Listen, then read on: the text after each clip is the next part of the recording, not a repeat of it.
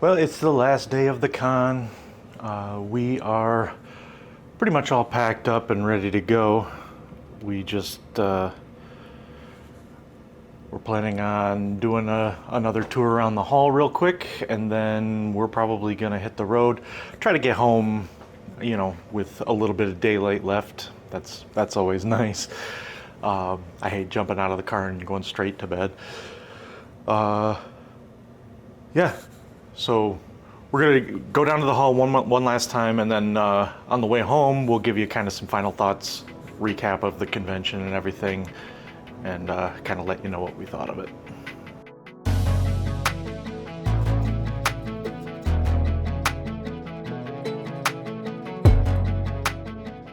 All right, so in Drillers, we have a deck building game where we are trying to drill down onto this planet and create new levels. You have to balance between two different things. You have to either drill and get victory points and progress to the end of the game, or we're collecting minerals as we go to be able to build our deck and make it better. So you have to pivot between the two, which one you want to do. Do you want to progress to the end and get points, or are we trying to collect those minerals as we go? So you're sitting your drillers down. You choose at that point to either drill corridors, or we can drill into new levels. If you drill corridors, you're going to have more minerals come out. That leaves it for other people or yourself if you have enough to be able to collect those, but it also leaves it for them as well. You can also then collect the rewards for the corridors or the different levels, and then use those later to even get better cards along the way. As soon as someone has filled up their progress bar, that triggers the end of the game. We play one more round, and then at that point we'll total up all those points and see who the winner is.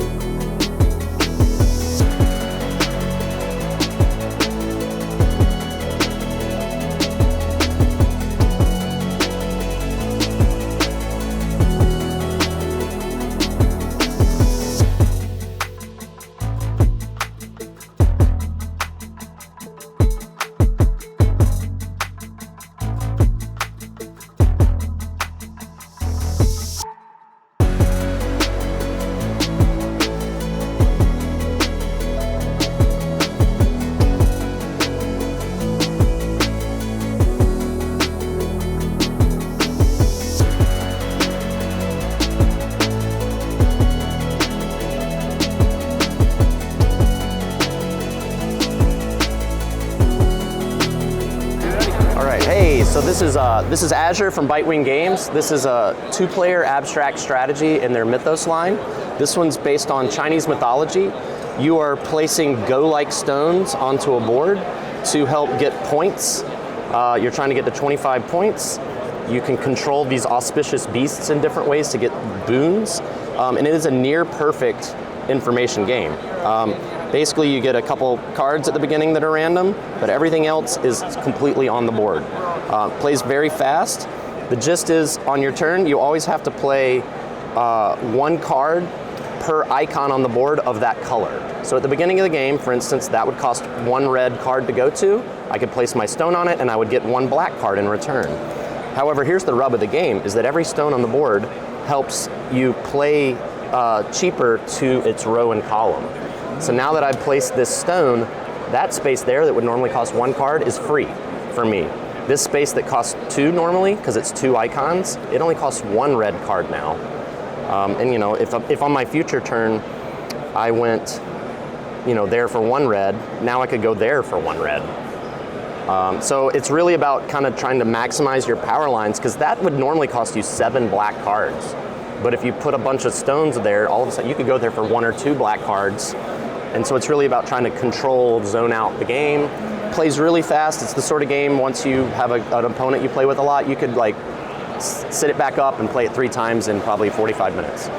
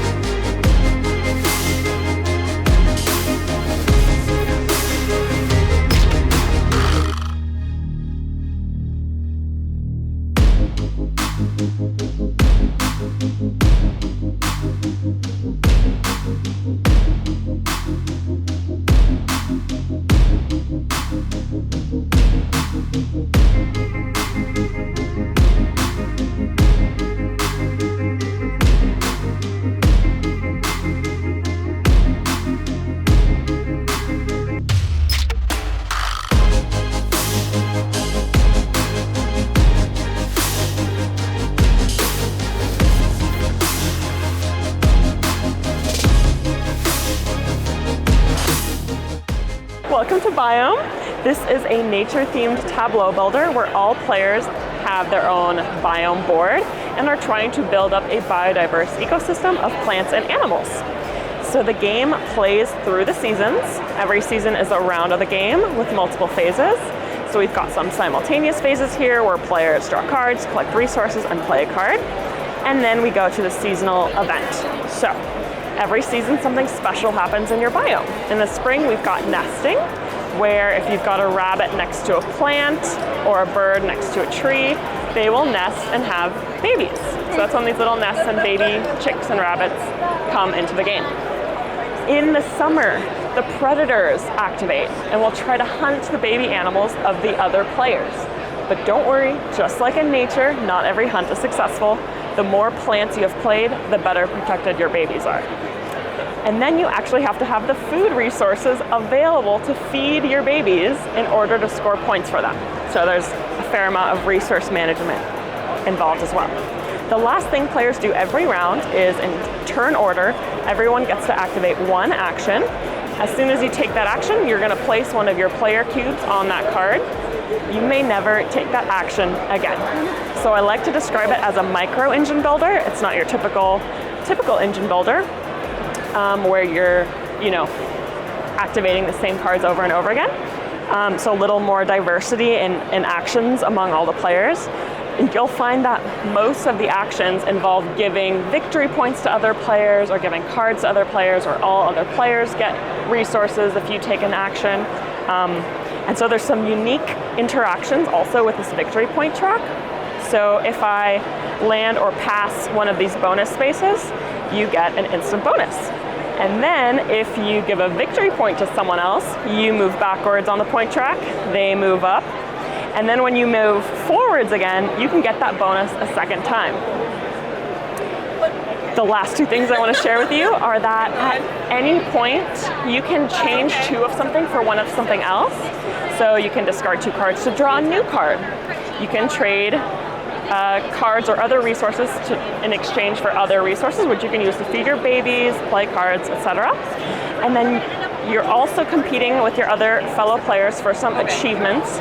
So for example, this achievement, a diverse row, you want to have all different card types in one row. So like a bird, a tree, a mammal, a flower, a reptile, etc.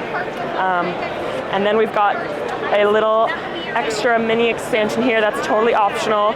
Like the tsunami will cause chaos in your marsh unless you have played the mangrove tree, which will protect your marsh.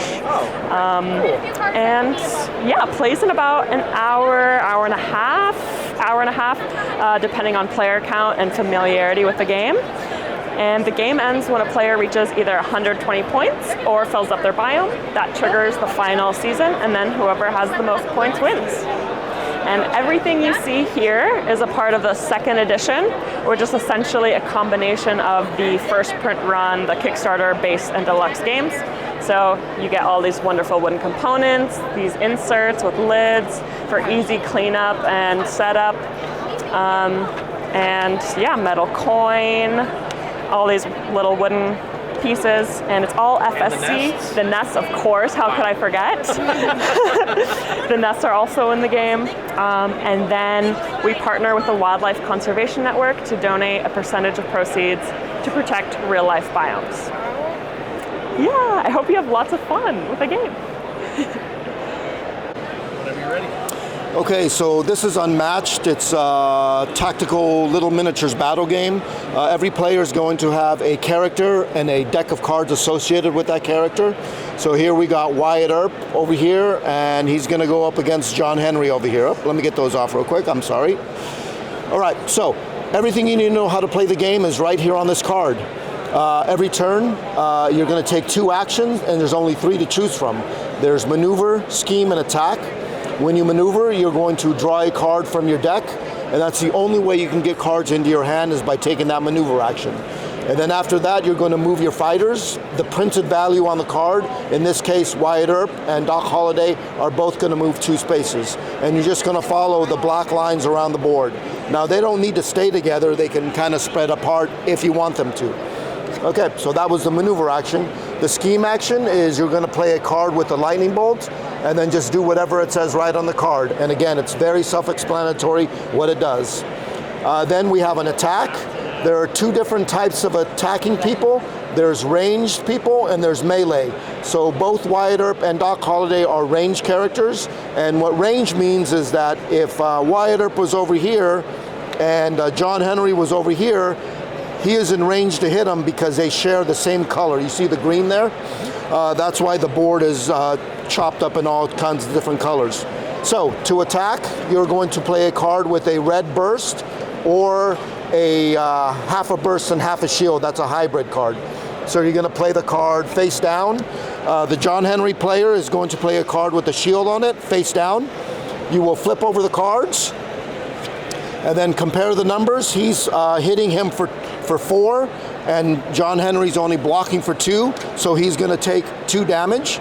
And then you're going to do any after combat effects listed on the card. So there's going to be immediate effects, before combat effects, during combat effects, and after combat effects. And again, it's just pretty simple right on the card there.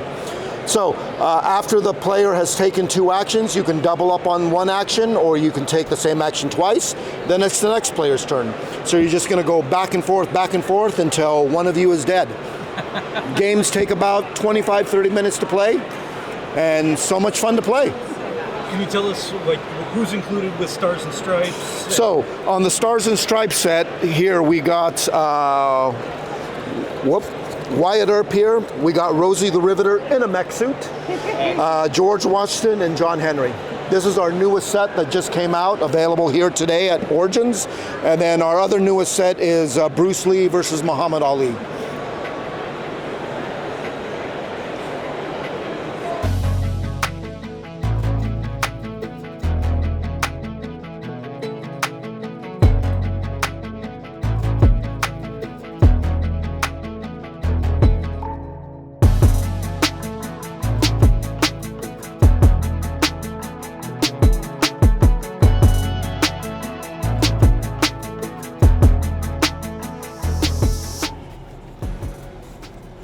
So we finished up our last walkthrough of the exhibitor hall. Starting to kind of wind down, starting to get tired. Ready to head home, I think. But before we did, I would just really like to say a huge thank you to everybody that said hi, that stopped me in the convention center and say that they watched the channel and everything. I do this because I enjoy doing it. I have fun doing it. It's a creative outlet for me. But when folks come up to me and tell me that they like what I do, or that they decided to come to Origins because of one of our videos, I can't tell you how much that means to me. It's amazing. Please, if you see me at a convention, come say hi. I absolutely love it. I love all you guys. I love everybody that comments on these videos. It really means a lot. So I just wanted to say that before we pulled out of Columbus and started heading home. But now I'm going to go pick up Carl and Jen, who have loaded stuff onto the carts and are bringing it down to the lobby. So we'll go pick them up, and then we'll start the drive home.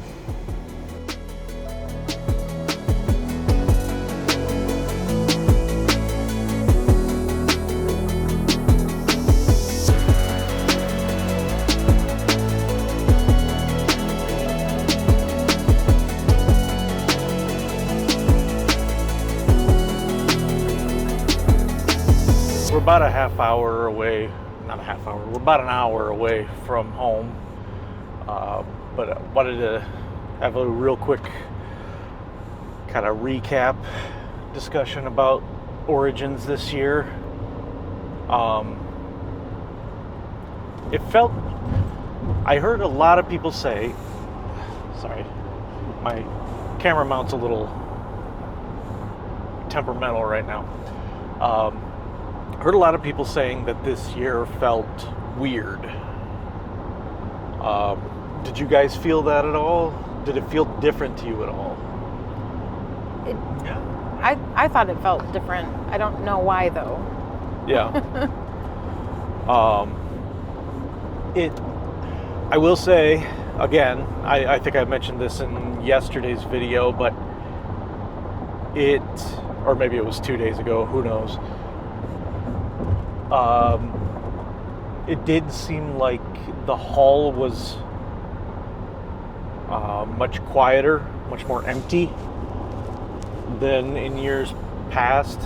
Now I haven't been coming for that long to Origins, and so I know a lot of people will tell me, "Oh, Origins isn't what it used to be."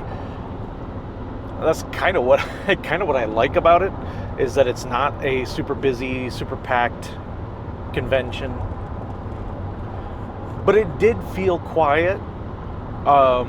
It did seem like the board game publisher presence in the vendor hall was not real strong. But I can't tell if that's fact or if that's just kind of me in my head comparing it to Gen Con. You know what I mean? I will say the open gaming area though was pretty packed consistently. There was always a lot of people there. That's true. And so were a lot of the areas in the hotels around the convention center too. You know, there were a lot of people at the tables in the lobbies and stuff playing games. It was really just kind of the vendor hall itself was a little quieter than. And maybe that's just a reflection on what people are choosing to use the con for. Like maybe they're not about spending money right now. Maybe it really is just go play a lot of games with friends and not so much the purchasing. Right. Well, and I wonder too if, you know, a lot of folks right now, because of the situation here, are choosing to stay home. Mm-hmm. rather than going to conventions and spending a bunch of money and stuff. That's totally possible. I will say I had a great time. I think we played some really fun games. Mm-hmm. I think game of the con for me was Container. I think that was the most fun, the most interesting one that we played, in my opinion. Yeah, I would agree with that. Yeah. Yeah, out of all the newer games, I would say that was probably my favorite as well. Yeah. Again, also really liked Vivo. Also really liked Trick to the Future. Trick to the Future, I think, is one that I got to play a few more times just to get my head around how to balance it out, between winning tricks and spending fuel rods. Mm-hmm. But I'm assuming that's kind of the hook of the game. Like that is the puzzle that you're trying to solve.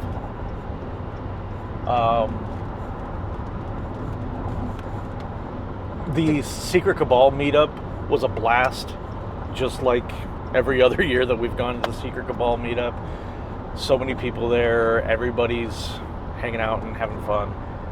That was a lot of fun again. Anything else you guys want to mention? We did pick up 2 games today. We did. I'm trying to decide if I want to talk about those here or just do like an Origins Hall video. Oh, okay. Maybe we'll do an Origins Hall video. It won't be a huge haul. We don't spend a lot of money at Origins either necessarily. Okay. Well, all right. Relative to Gen Con. We spend a lot of money anytime we go to a convention. We just don't spend as much at Origins as we do at Gen Con. Same thing with the virtual flea market this year. I didn't pick up that many games on the VFM this year in comparison to years past. I'm assuming I'm probably going to pick up more through the Gen Con one, but You can't. see. There's no room in the car for Gen Con. No Gen one Con- can buy yeah, anything. I might have to. We might have to be shipping games home.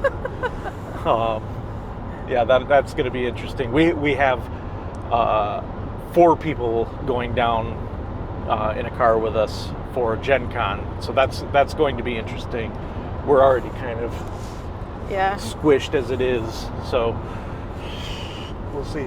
We'll see how that Everyone goes. just has to wear the same outfit all days. No clothes. So if you catch me at Gen Con and I'm smelling a little bad, that's why. I wasn't allowed to bring clothes.